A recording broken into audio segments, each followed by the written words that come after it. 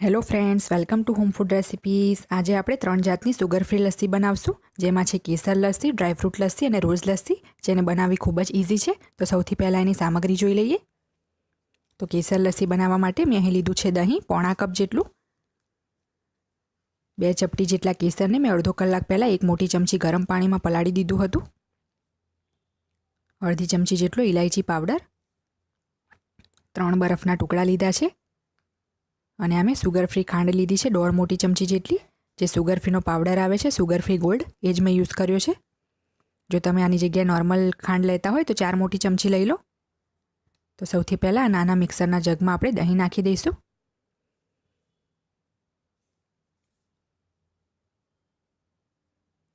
હવે આપણે એમાં બરફના ટુકડા નાખી દઈશું. પાણીમાં પલાળેલું કેસર નાખી દઈશું. તમે ચાહો તો કેસરને દૂધમાં પણ પલાળી શકો છો.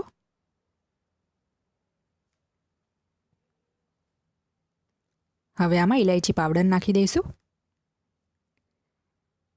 સુગર ફ્રી ખાંડ લીધી હતી એ નાખશું. હવે આ બધું આપણે સારી રીતે બ્લેન્ડ કરી લઈશું. મેં બધું મિક્સરમાં સરસ બ્લેન્ડ કરી લીધું છે. અને ધ્યાન રાખવાનું છે કે ખૂબ જ વધારે બ્લેન્ડ નથી કરવાનું, નહીં તો આપણી લસ્સી એકદમ પતલી થઈ જશે. તો હવે આને એક ગ્લાસમાં કાઢીને સર્વ કરી લઈશું. તો ઉપરથી ગાર્નિશ માટે થોડા કેસરના તાંતણા, પિસ્તા અને બદામથી ગાર્નિશ કરી લઈશું.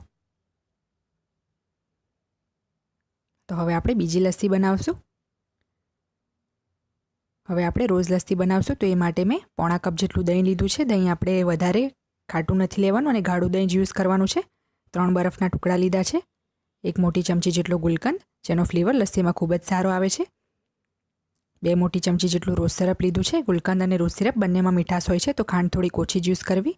તો આમે 1 મોટી ચમચી જેટલો સુગર ફ્રીનો પાવડર લીધો છે. ફરીથી એ જ સુગર ફ્રી પાવડર લેવાનો છે. અને જો તમે નોર્મલ શુગર યુઝ કરતા હોય તો 3 મોટી ચમચી લઈ લો. તો સૌથી પહેલાં મિક્સરના જગમાં દહીં નાખી દઈશું. તમે ચાહો તો દહીંની સાથે થોડુંક દૂધ પણ નાખી શકો છો. 2 બરફના ટુકડા નાખી દઈશું. અહીં બરફના ટુકડા મોટા છે તો હું બસ 2 જ નાખું છું. રોઝ સિરપ નાખી દઈશું.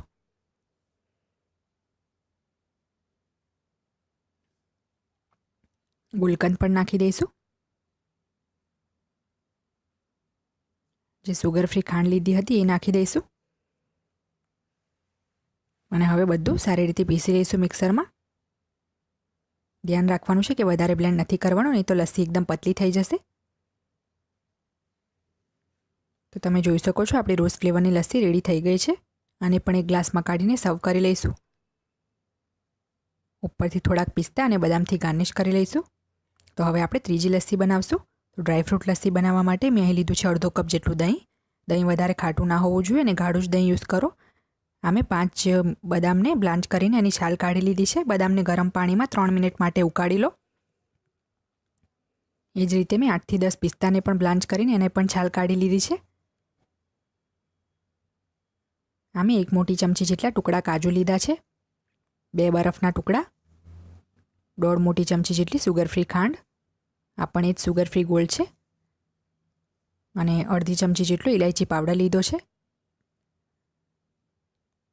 તો હવે એક મિક્સરના જગમાં દહીં નાખી દઈશું. 2 બરફના ટુકડા નાખશું. સુગર ફ્રી ખાંડ, બ્લાન્ચ કરેલી બદામ, બ્લાન્ચ કરેલા પિસ્તા, કાજુ પણ નાખી દઈશું. ઇલાયચી પાવડર નાખશું. હવે બધું સરસ બ્લેન્ડ કરી લઈશું મિક્સરમાં. આપણી ડ્રાયફ્રૂટ લસ્સી બનીને તૈયાર છે. એને પણ એક ગ્લાસમાં કાઢીને સર્વ કરી લઈશું. ઉપરથી થોડાક પિસ્તા અને બદામથી ગાર્નિશ કરી લઈશું. તો આપણી 3 જાતની સુગર ફ્રી લસ્સી બનીને તૈયાર છે. રોઝ લસ્સી, ડ્રાયફ્રૂટ લસ્સી અને કેસર લસ્સી. તમે પણ આ ગરમીઓમાં આ 3 લસ્સીઓને ચોક્કસથી તમારા ઘરે બનાવો. જો તમને મારી આ રેસીપી પસંદ આવે તો મારી ચેનલને લાઇક, શેર અને સબસ્ક્રાઇબ કરવાનું બિલકુલ ના ભૂલશો.